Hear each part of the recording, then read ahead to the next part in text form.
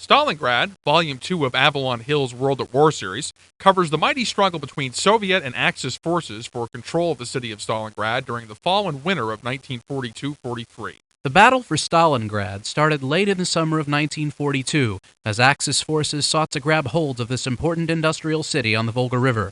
Instead of an easy victory, however, they found themselves locked into bitter house-to-house fighting in the streets of Stalingrad. The Soviets held off the Axis forces, eventually sweeping in on the city from the north and south to trap the bulk of the German 6th Army in Stalingrad and giving the Axis their first major defeat.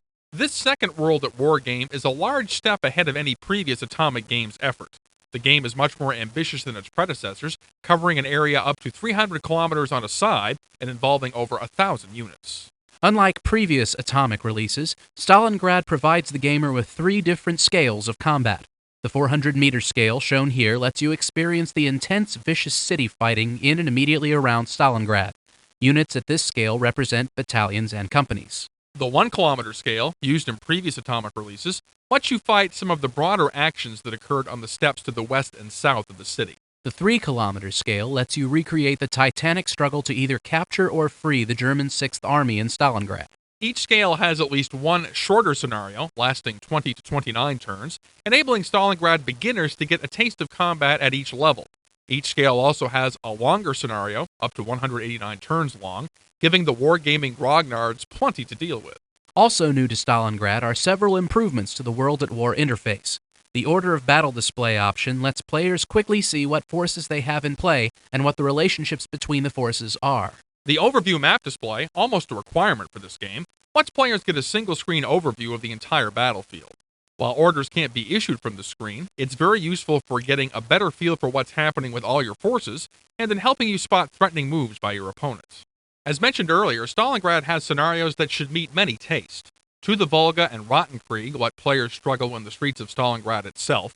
A River Too Far and Wintergewitter, 1-kilometer scale scenarios, play out portions of the German attempts to relieve the 6th Army. Manstein's Solution, a hypothetical scenario, Quiet Flows the Dawn, and Operation Uranus have you fighting out across the steppes, attempting to either relieve or cut off the 6th Army. To help balance out gameplay, Atomic has added a victory point adjustment feature.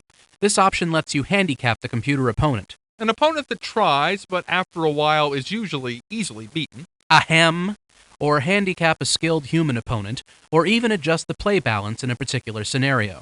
And speaking of play balance, Stalingrad lets you adjust a variety of factors, from air superiority and weather, to what-if options for either the Axis or Soviet forces. These what-ifs include changes in Soviet quality and performance, and allow the Axis player to receive potentially critical reinforcements.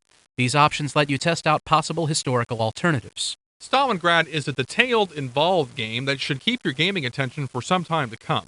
The supporting elements of the game, its beautiful manual, its ever-improving interface, and its marvelous wartime graphics, only add to the experience. Of course, glitter is nothing without a game, and the folks at Atomic Games haven't overlooked that. The historical detail, powerful wargaming engine, and varied scenarios give you what you need to make your gaming experience last a long, long time.